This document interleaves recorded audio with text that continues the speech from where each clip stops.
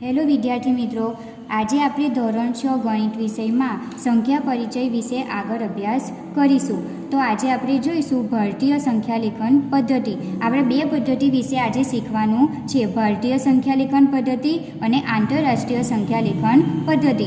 ભારતીય સંખ્યાલેખન પદ્ધતિ એટલે આપણે ભારત દેશની અંદર આપણે અંકોને કઈ રીતે વાંચી શકીએ તે અહીં લખવાનું છે.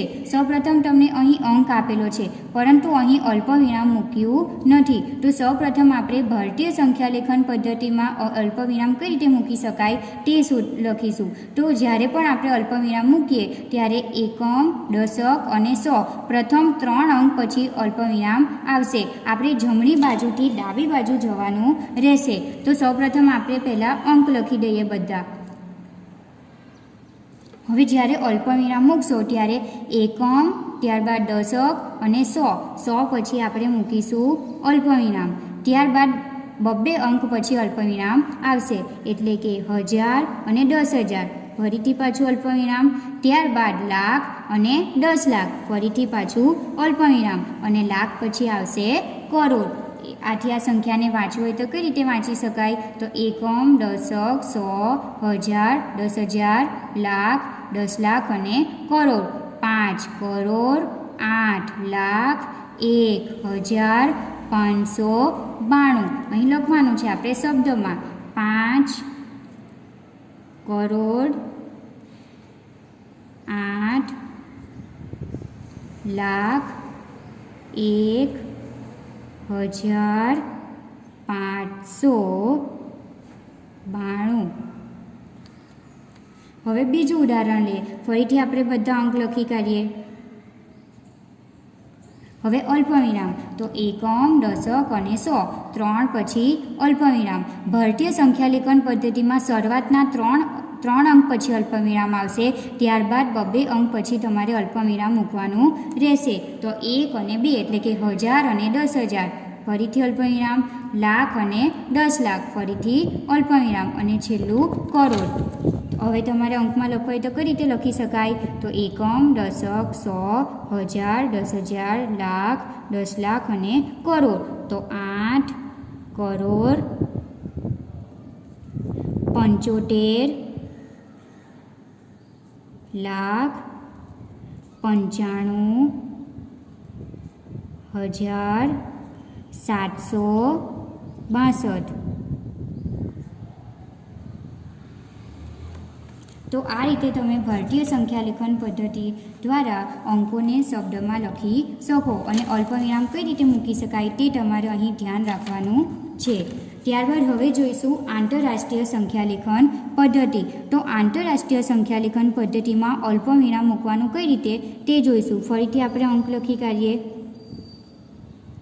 હવે જ્યારે આંતરરાષ્ટ્રીય પદ્ધતિમાં અંક લખો છો તો હંમેશા 3 અંક પછી અલ્પવિરામ આવશે, એટલે કે એકમ, દશક અને 100 આ 3 અંક પછી અલ્પવિરામ. ત્યારબાદ 1, 2 અને 3 અંક પછી શું મૂકીશું?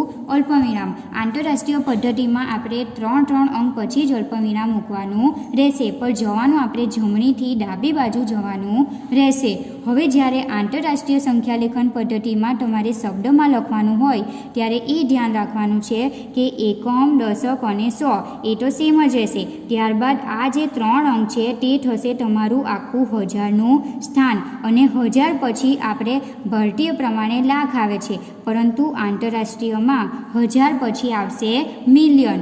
આથી આ સ્થાન થશે તમારું મિલિયનનું, આ સ્થાન તમારું થશે 1000નું અને આ એકમ, દશક અને 100.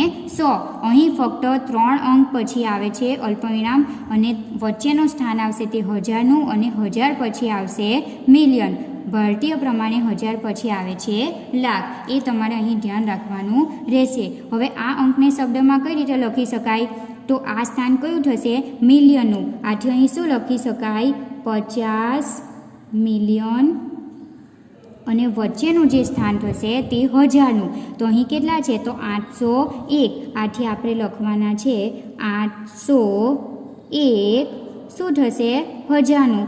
1000નું સ્થાન થશે એટલે 801 1000 અને આ તો સેમ જ હશે 592. 592. બીજું જોઈએ, ફરીથી આપણે અંક લખી કાઢીએ. ફરીથી 3 3 અંક પછી અલ્પવિરામ, તો 1 2 અને 3, ત્યારબાદ અલ્પવિરામ, 1 2 અને 3, ત્યારબાદ અલ્પવિરામ. હવે આ એકમ, દશક અને સો તો સેમ જ રહેશે. વચ્ચેનું જે સ્થાન થશે તે શું થશે? હજારનું. અને ત્યારબાદનું સ્થાન શાનું થશે? મિલિયનનું. તો શું લખી શકાય?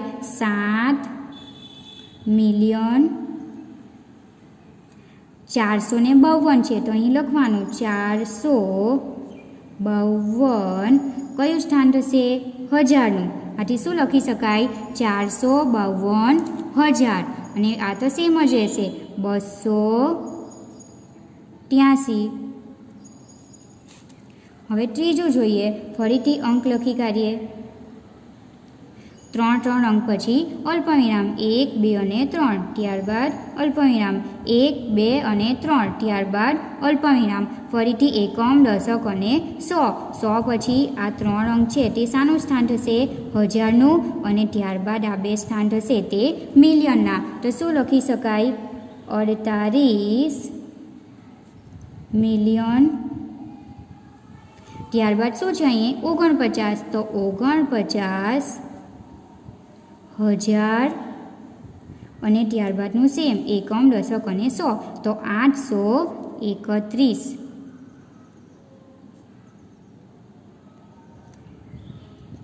તો આ રીતે તમે આંતરરાષ્ટ્રીય સંખ્યાલેખન પદ્ધતિને દ્વારા અંકોને શબ્દમાં લખી શકો. અહીં 3 3 અંક પછી અલ્પવિરામ આવશે અને એકમ, દશક, સો, ત્યારબાદ હજારનું સ્થાન આવશે અને 1000 પછી આવશે મિલિયનનું સ્થાન. એ તમારે અહીં ધ્યાન રાખવાનું રહેશે. હવે અહીં કેટલાક યાદ રાખવાવાળા મુદ્દા છે.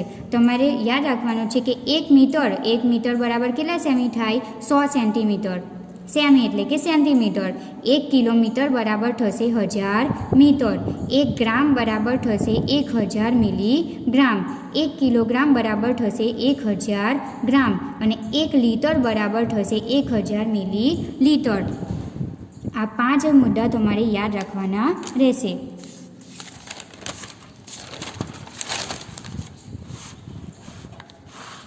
હવે આગળ આપણે સ્વાધ્યાય જોઈશું. સ્વાધ્યાય 1.1. સ્વાધ્યાય 1.1નો પ્રશ્ન 1 અને 2 તમારે હોમવર્કમાં કરવાનો રહેશે.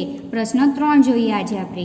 અલ્પવિરામ યોગ્ય રીતે મૂકો અને ભારતીય સંખ્યાલેખન પદ્ધતિમાં લખો. અત્યારે આપણે શીખી જ ગયા કે આપણે અલ્પવિરામ કઈ રીતે મૂકી શકીએ. અહીં તમારે ભારતીય સંખ્યાલેખન પદ્ધતિ પ્રમાણે લખવાનું છે. તો સૌપ્રથમ આપણે અંક લખી કાઢીએ. હવે જ્યારે ભારતીય સંખ્યાલેખન પદ્ધતિ પ્રમાણે લખો ત્યારે પ્રથમ 3 અંક પછી અલ્પવિરામ અને ત્યારબાદ 2 અંક પછી અલ્પવિરામ મૂકવાનું છે. એટલે કે એકમ, દશક, સો, ત્યારબાદ અલ્પવિરામ, પછી 2 અંક પછી એટલે કે 1 અને 2, ત્યારબાદ શું મૂકીશું? અલ્પવિરામ. હવે તો કોઈ અંક નથી. હવે આને શબ્દમાં લખવાનું છે. તો કઈ રીતે લખી શકો? એકમ, દશક, સો, હજાર, ત્યારબાદ 10,000, લાખ અને 10 લાખ. તો શું થશે? અહીં કેટલા લાખ છે? 60,55,312. ફરીથી બીજું ઉદાહરણ જોઈએ. ફરીથી અંક લખી કાઢીએ. 1 2 અને 3 અંક પછી અલ્પવિરામ, ત્યારબાદ 2 અંક પછી 1 અને 2 પછી શું મૂકાશે? અલ્પવિરામ. હવે વાંચવું હોય તો કઈ રીતે વાંચી શકાય? એકમ, દશક, સો, હજાર, 10,000, લાખ અને 10 લાખ. આથી 85,46,283. તો આ રીતે તમે ભારતીય સંખ્યાલેખન પદ્ધતિનો ઉપયોગ કરીને અંકોને શબ્દમાં લખી શકો. હવે છે આંતરરાષ્ટ્રીય સંખ્યાલેખન પદ્ધતિ. તો આપણે આગળ જોઈ ગયા કે આંતરરાષ્ટ્રીય સંખ્યાલેખન પદ્ધતિમાં હંમેશા 3 3 અંક પછી અલ્પવિરામ આવશે. તો ફરીથી આપણે અંક લખી કાઢીએ. ત્યારબાદ હવે અલ્પવિરામ મૂકીશું. તો 1 2 અને 3, ત્યારબાદ અલ્પવિરામ, 1 2 અને 3, ત્યારબાદ અલ્પવિરામ. હવે વાંચીએ કે એકમ, દશક, સો સેમ જ રહેશે. ત્યારબાદ આ જે વચ્ચેનું સ્થાન થશે તે શાનું આવશે? હજારનું. અને 1000 પછીનું સ્થાન આવશે મિલિયનનું. તો શબ્દમાં કઈ રીતે લખી શકાય? અહીં કેટલા છે? 78 મિલિયન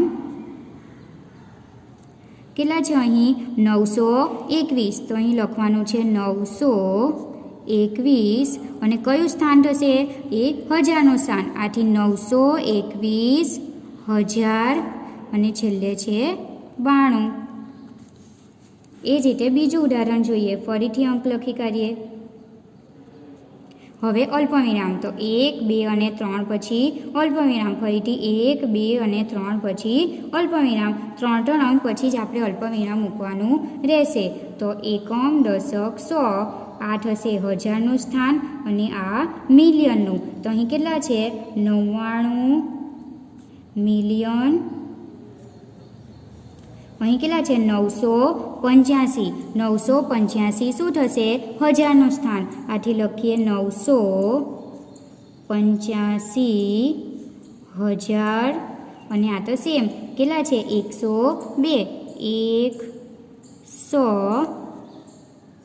102. તો આ રીતે તમે આંતરરાષ્ટ્રીય સંખ્યા લેખન પદ્ધતિનો ઉપયોગ કરીને અંકોને શબ્દમાં લખી શકો. તમારે અહીં અલ્પવિરામ કઈ રીતે મુકાય તે ધ્યાન રાખવાનું છે અને આપણે સંખ્યાને કઈ રીતે વાંચી શકીએ તે અહીં ધ્યાન રાખવાનું છે. અહીં એ અને સી આપણે ગણ્યો છે, બાકીનું બી અને ડી તમારે હોમવર્કમાં કરવાનું રહેશે. હવે આપણે આગળ થોડાક પૂર્વ પ્રશ્નો જોઈએ.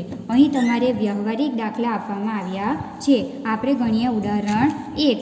તમે ધોરણ 5માં આ પ્રમાણેના દાખલાનો અભ્યાસ કર્યો જ હશે. તો જોઈએ આપણે, વર્ષ 1991માં સુંદરનગરની વસ્તી 2,35,471 હતી. ત્યારબાદ વર્ષ 2001માં તેમાં 72,958નો વધારો જોવા મળ્યો. તો 2001માં શહેરની વસ્તી કેટલી હશે?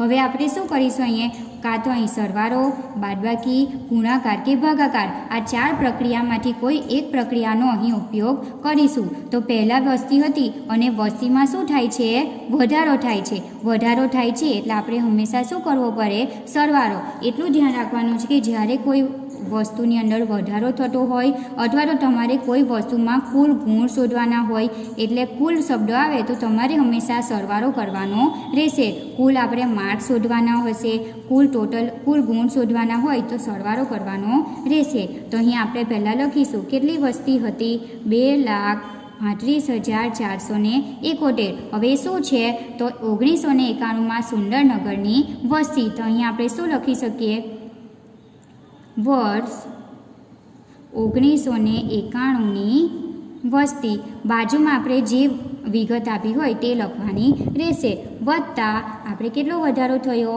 72,958. એ શું થયું વસ્તીમાં વધારો. હવે આ બંનેનો શું કરીશું સરવાળો.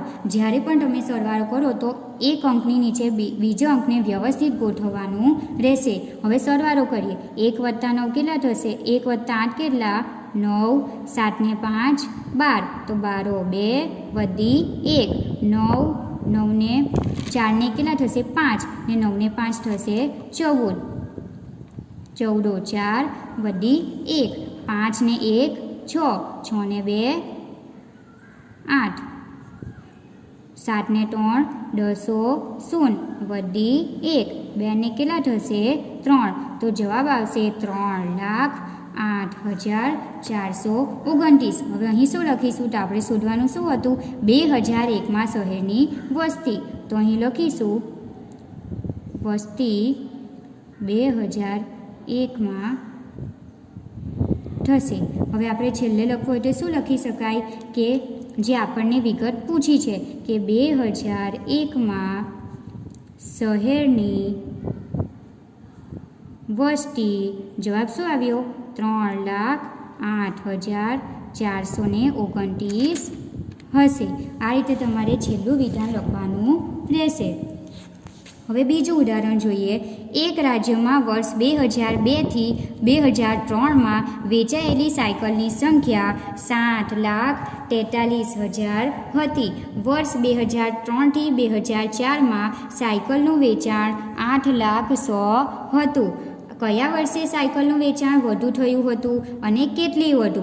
તો તમે અહીં 2 આપ્યું છે 2002 થી 3નું 7,43,000 અને 8,00,100. તો આ બંને વર્ષમાંથી કયા વર્ષનું વેચાણ, કઈ વર્ષે સાયકલનું વેચાણ વધુ થયું હશે? તો તમે કહેશો કે 8 લાખ વાળું વેચાણ શું છે વધારે, એ કયા વર્ષનું છે? 2003 થી 2004ના વર્ષનું. તો પહેલા સવાલનો જવાબ શું આવશે કે કયા વર્ષે સાયકલનું વેચાણ વધુ થયું હતું? તો શું આવશે કે 2003 થી 2004ના વર્ષમાં સાયકલનું વેચાણ વધારે થયું હતું. વેચાણ વધુ થયું હતું. હવે તમને પૂછ્યું છે કે કેટલી વધુ, તો હવે તમારે શું કરવું પડે? 8,100,000માંથી શું બાદ કરવું પડે? 7,43,000. અહીં આપણને પૂછ્યું છે કે કેટલો વધારો થયો હશે. અહીં તમારે કુલ ગુણ પૂછ્યા નથી અથવા સરવાળો કરવાનો નથી, પણ અહીં શું થશે? બાદબાકી. હવે જ્યારે પણ તમે બાદબાકી કરો તો હંમેશા મોટી સંખ્યાને આપણે ઉપર લખવાની રહેશે. તો આ બેમાંથી મોટી સંખ્યા કઈ? તો મોટી સંખ્યા થશે 8,100,000. આથી આપણે લખીશું અહીં 8,100,000. એમાંથી શું બાદ કરવાનું છે? 7,43,000 બાદ કરવાના છે. તો તમારે એકની નીચે એક સંખ્યા ગોઠવવાની રહેશે. હવે અહીં વિગત લખીએ તો 8 લાખ શું છે? તો 2003 થી 2004માં સાયકલનું વેચાણ.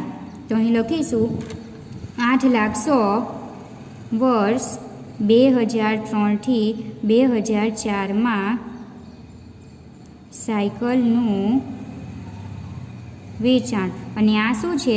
2000 વર્ષ 2002 થી 2003માં સાયકલનું વેચાણ. હવે આપણે કરવાની છે બાદબાકી. તો બાદબાકી કરતાં તો તમને આવડતું જ હશે. 0માંથી 0 જાય તો શું આવશે? 0માંથી 0 બાદ કરો તો 0, 1માંથી 0 બાદ કરો તો શું આવશે? 1, નહીં કે 0. 0માંથી 3 બાદ કરી શકાય? 0માંથી 3 બાદ થઈ શકે નહીં. આથી આપણે અહીંયા પણ 0 છે એટલે આપણે જવું પડે 8 પર. 8ની પહેલાંની સંખ્યા કઈ? 7. અહીં મૂકવાના છે 9 અને છેલ્લે મૂકાશે 10. 10માંથી 3 બાદ કરો તો કેટલા આવશે? 7. 9માંથી 4 બાદ કરો તો કેટલા આવશે? 5. ને 7માંથી 7 બાદ કરો તો 0. તો જવાબ આવશે 57,100. પણ અહીં લખીશું શું? આપણે શું લખવાનું છે કે કેટલી વધુ અને કયા વર્ષે? તો અહીં 57,100 એ વર્ષ 2003 થી 2004માં સાયકલનું વધુ થયેલ વેચાણ. હવે સાયકલમાં કેટલો વધારો થયો? તો 57,100 જેટલો સાયકલમાં વધારો થયો 2003 થી 4ના વર્ષમાં. આથી આપણો જવાબ આવશે 57,100. ઉદાહરણ 3 જોઈએ. નગર અખબાર દરરોજ પ્રકાશિત થાય છે. એક નકલમાં 12 પાના છે. દરરોજ 11,980 નકલ છાપવામાં આવે છે. કુલ કેટલા પૃષ્ઠો દરરોજ મુદ્રિત થાય છે? તો હવે અહીં સરવાળો કરીશું, બાદબાકી, ગુણાકાર કે ભાગાકાર. તો આપણે ધોરણ 5માં પદવાળા દાખલા શીખી ગયા. તમને પદ મૂકતા શીખવામાં આવ્યું છે. તો પદ કઈ રીતે મૂકી શકાય તે? તો અહીં એક નકલમાં કેટલા પાના છે? 12 પાના છે. એવી આપણી પાસે કેટલી નકલ છે? 11,980. તો તેમાં કેટલા પાના મુદ્રિત? પૃષ્ઠો એટલે કે પાના શોધવાના છે. જે વસ્તુ શોધવાનું હોય તે આપણે જમણી બાજુ લખીશું. અહીં તમારે શું લખવાનું છે? પહેલાં જે વસ્તુ તમને આપી છે તે. હંમેશા એકવાળી જે વસ્તુ છે તે આપણે ઉપર લખીએ છીએ. તો અહીં શું લખી શકાય કે એક નકલમાં કેટલા પાના છે? 12 પાના મુદ્રિત થાય છે. માટે 3 ટપકાને આપણે કહીશું માટે. હવે તમારી પાસે કેટલી નકલ છે? 11,980 નકલમાં કેટલા એટલે પ્રશ્નાર્થ ચિહ્ન કરીશું. કેટલા પાના મુદ્રિત થાય છે. અહીં નકલ છે તો નીચે પણ નકલ જ આવવી જોઈએ. અહીં આપણે 12 પાના લખીએ છીએ તો નીચે પણ પાના જ આવવા જોઈએ. સરખું જ વસ્તુ નીચે આવવું જોઈએ. હવે તમને શીખવાડ્યું છે કે જ્યારે પણ નીચે લખીએ તો આ પદ અને આ પદ એ બંનેનો શું થશે? ગુણાકાર. અહીંયાથી આ બંનેનો ગુણાકાર અને પહેલું જે પદ લખ્યું છે તે ક્યાં આવશે? છેદમાં એટલે કે ભાગાકારમાં. તો શું લખાય? 11,980 ગુણ્યા શું થશે? 12 અને છેદમાં 1. હવે આપણે એક શૂન્ય મૂકી દઈએ તો પણ ચાલે. અને 11,980 ગુણ્યા શું કરીએ? 12. આપણે બાદબાકી ગુણાકાર કરી લઈએ. હવે ગુણાકાર કરીએ ત્યારે અહીં 2 રકમ છે એટલે આપણે અહીં મૂકવું પડે એક શૂન્ય. ગુણાકારની શરૂઆત હંમેશા આપણે ડાબીથી જમણી બાજુ જવાનું રહેશે. શરૂઆત હંમેશા આપણે 1થી કરવાની રહેશે. એક શૂન્ય મૂકવાનું છે, ત્યારબાદ 1થી શરૂઆત કરીએ. 1ને શૂન્ય વડે ગુણે તો જવાબ શું આવશે? શૂન્ય. 1 ગુણ્યા 8 જવાબ આવશે 8. 1 ગુણ્યા 9 જવાબ આવશે 9. 1 એકા 1 અને 1 ગુણ્યા 1 કરો તો 1. હવે બીજું, જ્યારે આપણે આ એકમનું સ્થાન લઈએ ત્યારે આપણે શૂન્ય મૂકવાનું રહેશે નહીં. હવે 2 ગુણ્યા શૂન્ય કરો તો જવાબ આવશે શૂન્ય. 2 અઠા 16, 16 6 વડી પડશે 1. 2 નવા 18, 18માં વડી 1 ઉમેરો તો 18 ને 1 19, 1909 વડી થશે 1. 2 એકા 2 ને 2માં 1 ઉમેરો તો 3 ને 2 એકા 2. હવે આ બેનો સરવાળો 0 0 વત્તા 6 6 થશે. 8 વત્તા 9 17, 17 60 વડી 1. 9 ને કેટલા થશે? 10 ને 3 13, 13 3 વડી 1. 1 ને 1 2 અને 2 ને 2 4 અને 1 એટલે કેટલો જવાબ આવશે? 1,43,760. આથી કુલ કેટલા પૃષ્ઠો દરરોજ મુદ્રિત થાય છે? તો કુલ 1,43,760 પાના મુદ્રિત થાય છે. આ થશે તમારો જવાબ. હવે આગળ જોઈએ ઉદાહરણ 4. નોટબુક્સ બનાવવા માટે ઉપલબ્ધ કાગળ સીટની સંખ્યા 75,000 છે. દરેક કાગળ સીટ એ નોટબુકના 8 પૃષ્ઠો એટલે કે 8 પાના બનાવે છે. એટલે એક કાગળ સીટમાંથી 8 પાના બને છે. દરેક નોટબુકમાં 200 પૃષ્ઠો સામેલ છે. ઉપલબ્ધ કાગળ સીટમાંથી કેટલી નોટબુક્સ બનાવી શકાય? અહીં આપણે નોટબુક્સની સંખ્યા શોધવાની છે, પરંતુ અહીં પહેલાં આપ્યું છે કે કુલ કાગળ સીટ કેટલી છે? 75,000 અને એક કાગળ સીટમાંથી 8 પાના બનાવવામાં આવે છે. તો સૌપ્રથમ આપણે શોધીશું કે કુલ કેટલા પેજ આપણે બનાવી શકીએ. તો પહેલું પદ શું મૂકી શકાય કે એકવાળું પદ હંમેશા આપણે ઉપર મૂકીશું. તો એક કાગળ સીટમાંથી કેટલા પાના બને છે? 8 પાના. તો અહીં શું લખી શકાય કે એક કાગળ સીટમાંથી 8 પૃષ્ઠો બનાવી શકાય. આપણી પાસે એવી કેટલી કાગળ સીટ છે? 75,000. માટે 75,000 કાગળ સીટમાંથી કેટલા પૃષ્ઠો બનાવી શકાય? તમે પદ મૂક્યું તેમાં જોયું હશે કે કાગળ સીટની નીચે આપણી કાગળ સીટ જ આવે છે અને પૃષ્ઠોની નીચે શું આવવું જોઈએ? પૃષ્ઠો. હવે આ બંનેનો શું થશે?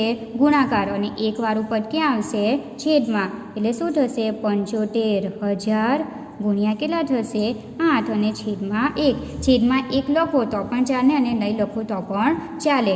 હવે આપણે અહીંયા 3 શૂન્ય છે તો જવાબમાં 3 શૂન્ય મૂકી દઈશું. બાકી શું રહ્યું? 75 ગુણ્યા 8 આપણે કરીએ. 75 ગુણ્યા 8. 8 પંચા, અહીં કોઈ પણ શૂન્ય મૂકવાનું રહેશે નહીં, એક જ રકમ હોવાથી. તો 8 પંચા 40 શૂન્ય વડી 4. 8 સતા 56 અને 56 ને 4 કેટલા થશે? 60. આથી જવાબ આવ્યો આપણો 600. તો 1 3 રકમ પછી અલ્પવિરામ અને 2 રકમ પછી અલ્પવિરામ. આથી 6 લાખ આપણો જવાબ આવશે. આ શું આવશે? 6 લાખ પૃષ્ઠો.